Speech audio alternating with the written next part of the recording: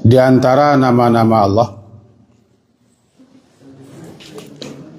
yang hampir selalu dibaca setiap hari adalah Ar-Rahman Ar-Rahim. Di dalam Al-Quran terulang Ar-Rahman itu sebanyak 57 kali. Sedangkan Rahim terulang sebanyak 100 sampai balik kali. Jadi lebih banyak disebut dalam Al-Quran Ar-Rahim. Ketika kita memulai suatu pekerjaan, suatu perbuatan, suatu amalan, kita disyariatkan mengawalinya dengan menyebut nama Allah yang Maha Pengasih lagi Maha Penyayang. Kullu amrin dibalin, setiap perkara, setiap urusan, lam jubda, kalau tidak diawali atau yuftah, tidak dimulai dengan bismillah, maka perkara urusan itu terpotong, terputus daripada rahmat Allah dan berkahnya. Di situ makanya awalilah setiap apa saja yang kita lakukan, tentu saja dengan baik-baik, dengan membaca Bismillahirrahmanirrahim. Ayat yang kita baca sebentar kau menjelaskan pertama, ilahukum ilahu wahid, ilah. Apa nama maksud ilah? Ma'bud, yang disembah. Jadi maknanya ilahukum, Tuhan yang disembah itu, atau Tuhan yang kamu sembah itu adalah ilahu wahid, Tuhan yang satu, Tuhan yang esa. Tiada yang berhak disembah melainkan Dia yang Maha Pengasih lagi Maha Penyayang. Ar-Rahman Ar-Rahim. Para ulama membedakan antara Ar-Rahman dan Ar-Rahim. Kalau terjemahnya yang Maha Pengasih dan yang Maha Penyayang. Ar-Rahman dan Ar-Rahim itu sama-sama terambil daripada rahmat. Rahmat bakalah menjadi bahasa Arab, rahmat. Ana rahmat, secara bahasa arti rahmat itu adalah menaruh kasihan atau iba. Ada kelembutan, ada kasih sayang, namanya rahmat. Jadi kalau kita baca rahmat, berarti situ ada kasih sayang, iba, kelembutan. Nah, Allah menciptakan rahmat itu sebanyak 100 rahmat. Ditahan yang 99, maka diturunkan satu. Dengan rahmat Allah yang satu itu, semua makhluk berkasih sayang antara satu dengan yang lainnya. Dan itu pun tak habis-habis. Tergambarlah rahmat Allah itu ketika induk hewan mengangkat kakinya karena cemas, takut, khawatir anaknya terpijak. Itu gambaran rahmat. Itulah melihat inna lillahi mi'ah rahmah. Allah itu mempunyai 100 rahmat. Anzala minha rahmatan wahidah. Dia turunkan satu saja. Dengan yang satu itu berkasih sayanglah antara sesama makhluk, baik jin, manusia, binatang-binatang dan serangga-serangga. Di yang satu itu tinggal 99. Dalam beberapa riwayat katakan yang 99 itu dikhususkan nanti di hari kiamat. Yang satu kau yang kita parabian, ada ibu, ada sayang, ada kasih dan segala macam. Apa beda itu? Kalau dibedakan berbeda, Cik Rahman, Cik Rahim. Disebutkan perbedaannya adalah Rahman itu Rahmat Allah yang mencakup, yang menjangkau segala yang ada. Tidak membeda-bedakan taat atau tidak taat, muslim atau kafir, dan seterusnya. Semuanya mendapat rahmat Allah tanpa pandang bulu. Nah, kalau rahim, rahmat khusus diberikan kepada hamba-hamba yang khusus. Seperti dapat hidayah, dapat berkah, dapat petunjuk, dapat tuntunan dan segala macam. Itu namanya rahmat khusus. Jadi kalau itu Ar-Rahman lebih luas pengertiannya. Alam semesta diatur, dipelihara, dijaga, dilindungi, dicukupi, dididik dan diasuh atas rahman Allah. Jadi Allah Rahman lah yang mencurahkan segenap kasih sayang. Kalau Rahim adalah khusus kepada hamba-hamba tertentu, orang-orang tertentu, dan tidak semua orang dapat. Itu perbedaan pertama. Perbedaan kedua, Ar-Rahman itu sumber. Jadi Allah daripadanya lah sumber rahmat. Yang dicurahkannya, yang diberikannya kepada hamba-hamba namanya Rahim. Jadi Allah yang berikan rahmatnya, mencurahkan rahmatnya, kasih sayangnya kepada semua hamba Ar-Rahim. Dia Rahman. Nah, dua kok kita pecik dulu. Mari kita balik ke kaji pangka. Segala urusan, segala perkara, segala perbuatan dimulai dengan menyebut nama Allah. Bismillah. Bismillah. Dengan nama Allah. Mengawak je dengan nama Allah. Sebab ada kaitannya sampai bergantungnya. Maka diperkirakan kalau minum bismillah. Dengan nama Allah aku minum. Dengan nama Allah aku menulis. Dengan nama Allah aku berusaha. Yang tercantum dengan nama Allah. Yang tersembunyi manga. Jadi maknanya aku mulai, aku awali pekerjaanku ini, perbuatanku ini, amalanku ini dengan menyebut nama Allah. Ini kok kamanga-manganya membaca bismillah itu berarti menyatakan iko kerajo, iko perbuatan, iko kita lakukan dengan nama Allah, atas nama Allah. Itu. Yang kedua, kalau suatu perbuatan, suatu pekerjaan, suatu amalan dah dimulai dengan bismillah, setan tak bisa satu. Setan tak bisa ikut. Karena bismillah itu bagaikan suatu cap, lah disegel, anda bisa setan masuk. Contoh, ketika makan, orang kalau makan tidak menyebut nama Allah, satu setan makan. Aneh makan setan, ada sesuatu situ yang bisa dimakannya aroma. Pernah kejadian di zaman Rasulullah, ada salah seorang sahabat makan. Kira-kira makanannya tinggal sesuap lah. Itu bacanya bismillah. Fi awali wa akhiri. Tersenyum Nabi. Tadi nak makan je kau setan dia. Berarti engkau tadi berdua makan dengan setan. Nah, ketika engkau baca bismillah, setan tak bisa ikut. Bahkan setan itu memuntahkan kembali apa yang dimakannya. Itu makanya kalau ada anak, ada siapa-siapa, kalau langsung saya dicomotnya, dicotoknya, pecik tangannya. Pernah kejadian dalam hadis, ketika Rasulullah duduk-duduk dengan para sahabat, kemudian dihidangkan makanan. Kalau awak jamba. Tiba-tiba ada anak perempuan kecil. Datang tergesa-gesa, tak dodek-dodek. Itu tak dodek. Tidak. Bantu-bantu adonan, mendorong-dorongnya.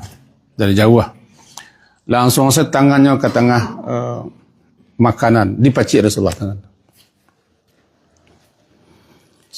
Kemudian datanglah seorang Arabi, orang Arab pedalaman. Seperti no ditunduk-tunduk. Langsung saya menyambau makanan. Dipacik Rasulullah kedua-duanya. Kata beliau kepada hadirin, syaitan mempergunakan dua orang kau untuk bisa lalunya makan. Tegur tak? Syaitan tak bisa masuk makanan tu. Terus sampai kini syaitan mempergunakan dua orang kau. Didorong-dorong langsung cuma hanya bisa makan. Laki-laki cukup bisa makan. Kini kau mau pecik kan? Saya pegang ke tangan dia tu sekarang tu. Ini dengan begitu kalau ada anak misalnya atau apa saja tiba di rumah langsung songkok langsung comot, itu setan satu. Berlari-lari cucu ke rumah, tiba rumah carinya air, stop dulu, baca bismillah. Makanan apapun yang kita makan, minuman apapun yang kita minum, kalau tidak dimulai dengan bismillah, setan ikut makan. Timbul pertanyaan, ana ni makan setan, apa ni minum setan? Setan tu kan makhluk ada, jin. Jin yang durhaka, jin yang membangkang, jin yang engkar, yang angkuh sombong, setan. Kenapa namanya setan? Setan tu artinya jauh. Jin-jin jahat, jin-jin durhaka, mereka jauh daripada rahmat Allah. Jauh daripada kebenaran. Selalu menentang kebenaran, menghambat kebenaran. Itu mengkonoma setan. Dan tidak semua jin setan. Semua kita manusia. Tidak semua setan itu manusia, tapi manusia ada yang setan. Dalam awal-awal surat Baqarah kan bersur, wa idza khalau ila syayatinihim qalu inna ma'akum innama nahnu mustahzi'un. Wa idza khalau, apabila mereka bersua, berjumpa, bertemu-temu dengan setan-setan mereka. Siapa setan-setan mereka? Tokoh-tokoh, pemimpin-pemimpin. Pemimpin-pemimpin tokoh-tokoh yang jahat, yang angkuh, yang sombong, zalim segala macam disebut dengan setan. Setan bangsa manusia, setan bangsa jin. Kalau setan bangsa manusia, tahu wak ni makannya. Semua ya waknya. Nampak? Cuman kadang-kadang kita tidak sadar bahawa itu setan. Sebab tampilannya mudah awak. Gagah, rancaknya mudah awak. Yang kita tuju kini setan bangsa jin. Apa makanan jin? Dalam beberapa riwayat dikatakan mirip dengan makanan manusia. Tulang-tulang itu makanan jin. Dibedakan nanti bukan tulangnya, ada zat tertentu di situ. Kalau tulang-tulang yang disembelih bukan atas nama Allah, itu hasil setan. Tapi kalau tulang-tulang ketika di dunia disembelih dengan nama Allah, tidak bisa setan makan. Itu jatah jin. Apa yang makan? Kata beberapa pendapat, aroma, hawa. Setan-setan jahat kan, kalau orang-orang kan nanti ada namanya sihir. Ini mendabi ayam tu untuk dipersembahkan ke setan, darah itu. Seketika kita bedakan, jin-jin yang setannya suka di tempat-tempat yang bau, yang busuk, yang pengap, yang gelap. Di lorong-lorong, di lubang-lubang. Itu tempat, ini mengelompok. Di rumah awak bisa saja ada setan. Kalau rumah itu kosong, melompong, gelap, pengap, setuju setan. Di tempat-tempat semak, di got-got, di rio-rio, atau masuk WC. Salah satu tempat yang disukai setan adalah WC. Kan kita ketika masuk WC kan baca bismillah. Allahumma inni a'udzubika minal khubuthi wal khaba'is. Dalam beberapa riwayat dikatakan pakai bismillah. Bismillah. Dengan nama Allah. Ya Allah, aku berlindung kepadamu daripada syaitan laki-laki dan syaitan perempuan. Kerana di situ kita ambil dengan membaca itu. Sehingga syaitan tak bisa lagi menggaduh kita. Balik ke cakap. Jadi apa yang dimakan syaitan? Syaitan bisa memakan makanan awak. Satu saja. Bahkan korma bisa dicilok syaitan. Nah, ketika kita makan atau siapapun makan, lupa atau nak lupa, pokoknya nak dibacanya bismillah. Peluang besar syaitan ikut makan. Itu makanya walaupun sesuatu tinggal oleh makanan itu, bacalah bismillah fi awalihi wa akhirih. Supaya syaitan berhenti makan dan dimuntahkannya apa yang dimakan. Cuma awak kena nampak pasal dimuntahkan. Sebab syaitan atau jin itu gaib, kita harus percaya. Nah, dengan begitu setiap pekerjaan yang kita awali dengan bismillah, salah satu faedah manfaatnya syaitan tidak bisa ikut. Masuk rumah bismillah. Bismillahi walajana wa bismillahi kharajana. Dengan nama Allah kami masuk rumah dan keluar rumah. Ketika naik kendaraan, bismillahi tawakkaltu, berangkat, bismillahi tawakkaltu ala Allah, kita bila-bila. Itu tidak bisa. Tanaha anu syaitan. Ketika kita keluar rumah, kabar angke, duduk sebentar, membaca bismillahi tawakkaltu ala Allah, la hawla wala quwata illa billah. Syaitan menyingkirnya. Lalu setan-setan jago itu mengatakan kepada setan-setan yang lain, tidak ada peluang di kita. Karena orang kuala ditunjuki hudia, kufia lah dijaga, dipelihara uqiyah. Tiga. Tidak mungkin kita orang kuala satu bisa masuk. Karena lah ditunjuki, dijaga dan dipelihara. Ana baca Bismillahi tawakkaltu.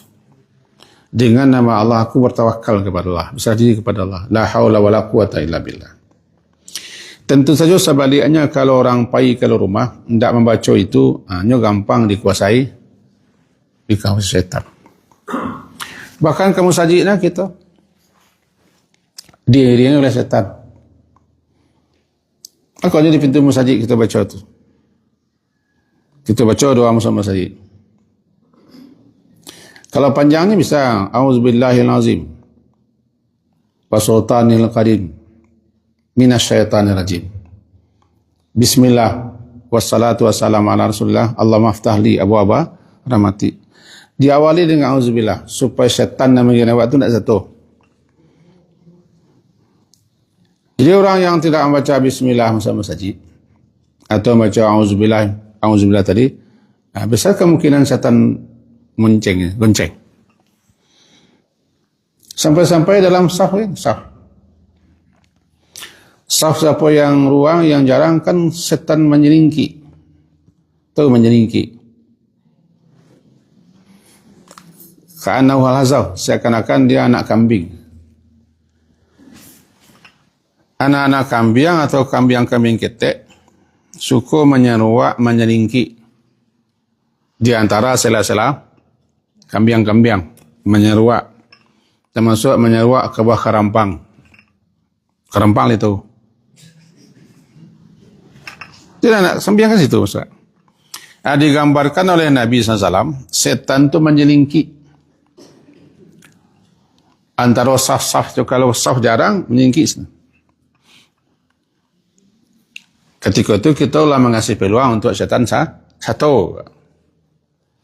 Orang yang tidak mau merapatkan berarti suku tagak di samping syaitan daripada tagak di samping manusia. Itu makanya perlu imam mengenang-enang rapian, luruskan, rapikan. Bersaf-saflah keadaan sebagaimana rapinya saf para malaikat. Itu syaitan. Nanti ada logik lain nama khanzab namanya. spesialis mengadu orang salat, menggoda orang salat. Itu pentingnya kita masuk masjid baca a'udzubillahil azim, kan? Kalau tidak dapat itu terkabar aja lah, baca sana pendek. Allahumma aftahli abwa rahmatik. Keluar beko baca itu. Nah, balik kita ke Cipengkar tentang bismillah. Jadi apa bismillah? Ia menyatakan bahawa apa yang kita lakukan, apa yang kita kerjakan, itu kita lakukan, itu kita kerjakan atas nama Allah, untuk Allah, kerana Allah. Sehingga kalau baca bismillah, itu akan dapat rahmat, kasih sayang, dengan harapan kerja kita itu selesai, sukses sampai akhir. Bismillah. Apakah harus pakai bismillahirrahmanirrahim? Ada kalanya pakai, ada kalanya tidak. Dengan nama Allah yang Maha Pengasih, Maha Penyayang, tergantung mengawaknya. Kalau ambo kini ko menjalihan, menerangkan, kaji, maka bismillahirrahmanirrahim, dengan nama Allah yang Maha Pengasih, Maha Penyayang, ambo mengaji, ambo bercerita, ambo memberikan nasihat. Gitu. Ini nanti tulisnya bismillahirrahmanirrahim, tapi itu kita sangkuitkan jauh kerajau kita. Kita buang jauh kerajau kita. Jangan lupa membaca itu. Sebab orang kalau membaca itulah tertameng, terpelihara, terjaga, terlindung, terperisai daripada syaitan yang sentiasa mudah. Bahkan ketika kita tersesat buang air, yang tidak pakai WC, tidak pakai tampek khusus, misalnya di parak, di ladang, atau kita jalan-jalan ke mahkamah tersesat buang air, cari toilet tidak ada. Silakanlah buang air ke mahkamah. Tapi jangan lupa membaca bismillah. Sebab yang dapat mengambil sekat tameng antara pandangan syaitan dengan aurat kita adalah bismillah. Awak buang air tengah lapang, tak ada nak ambil. Bangunan pun tak ada, WC pun tak ada. Apa ambilnya daripada pandangan syaitan? Bismillah, satru namanya. Ambil, perisai. Sebab kalau kita buang air kan tak ada nama ambil. Apalagi aurat kita terbuka. Berbeda di mirhat, di WC, di kakui, di kloset, berbeda awal. Tadilah baca bismillah. Allah baca doa. Tapi kalau sampai lapang, itu bismillah baru doa. Supaya aurat kita jangan nampak langsung di setan. Bahkan diajarkan kita, janganlah kita buang air cukup tu maduk kiblat. Kalau tidak ada pakai ruang khusus di lapang atau di mana, termasuk membelakang kiblat. Kenapa kalau kita membelakang kiblat, ada makhluk-makhluk lain yang sedang salat, yang tidak mengarah ke kiblat lah, ke aurat awak. Bumi Allah kan tak kosong tu. Bumi Allah pun tak kosong. Ada saya makhluk Allah yang sedang sujud, yang sedang salat, yang sedang berdoa menghadap kiblat. Awak membelakang kiblat, tentunya ke arah awak masuk. Jika bisa dihindari di tengah lapang atau tempat terbuka, jangan sampai kita menghadap ke arah kiblat dan jangan membelakang kiblat. Pesonglah. Namanya satru, perisai, tameng, pambek daripada syaitan.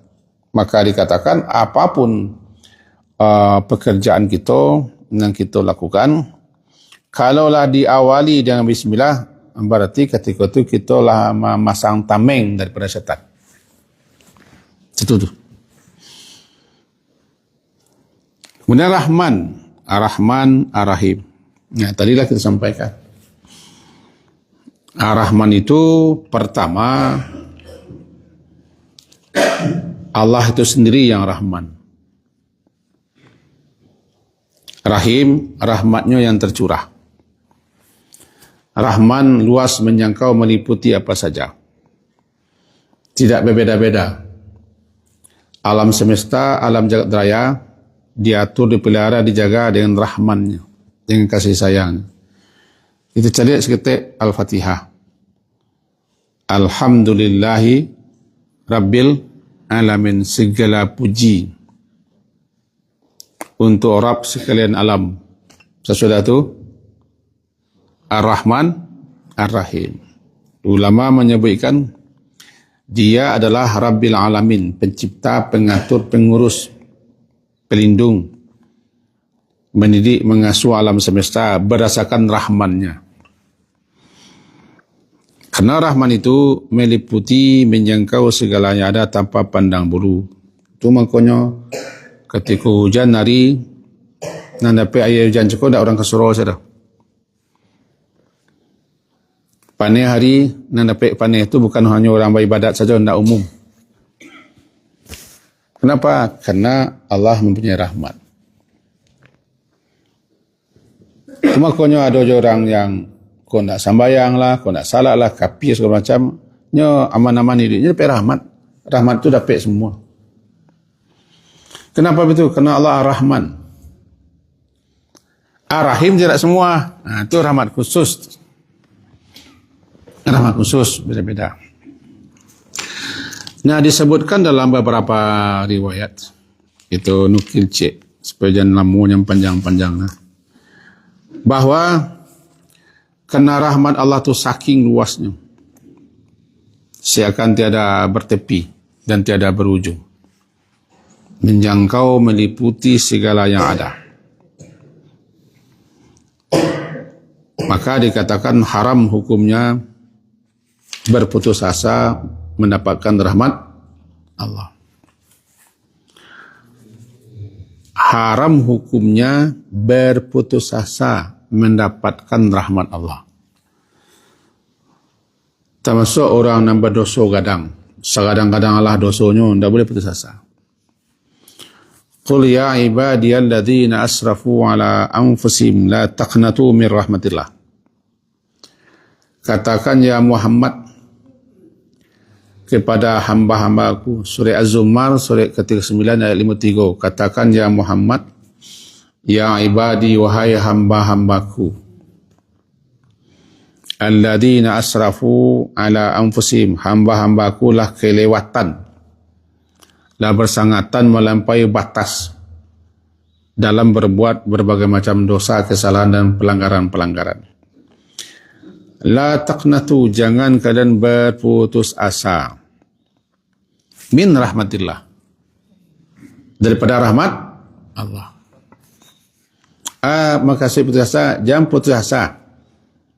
Kalau ingin tobat, minta ampun. Walaupun dosa itu sepenuh bumi dan mencapai awan di langit, datang hamba aku kepada aku, minta ampun, aku ampuni. Tidak boleh putus asa. Selagi pintu taubat terbuka, selagi peluang dikasih, siang atau malam,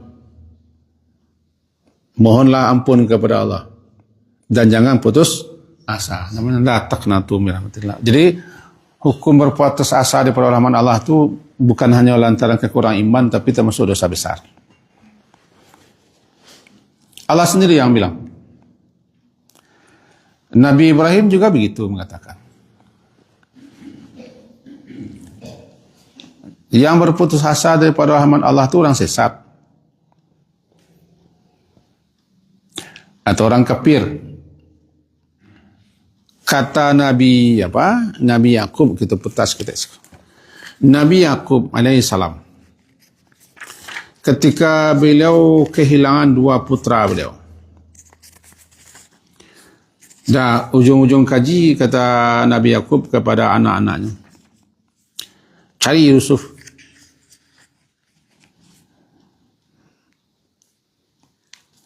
Usahakan kalian mendengar dima kepada Yusuf. Karena piling seorang ayah akan mengatakan anaknya masih hidup. Kata beliau, jangan kalian la tayas, jangan putus asa untuk mendapatkan berita kabar bagaimana keadaan Yusuf jauh adiknya. Jangan putus asa. Itu kata Nabi Yakub. Begitu juga kata Nabi Ibrahim. Ketika datang tamu-tamu ke rumah beliau, mengasih kabar bahasa istri beliau nan mandua lah tu kabar anak. Disebutkan juga begitu. Tidak ada kata-kata putus asa daripada rahmat Allah selagi diberi peluang kesempatan. Dalam berdoa pun tidak boleh kita putus asa. Orang yang putus asa dalam berdoa adalah orang-orang yang disebut dengan isti'jal. Lalu bertanyalah seseorang kepada Nabi, mal isti'jal. Apa itu isti'jal, minta segera Rasulullah? Kata beliau, ada seseorang berdoa sungguh-sungguh, tapi doanya belum dikabulkan. Kemudian diulangnya kembali berdoa, alunnya dikabulkan. Diulang lagi berdoa, alunnya dikabulkan. Lalu berhenti sini berdoa. Aku namanya isti'jal. Minta segera, minta cepat.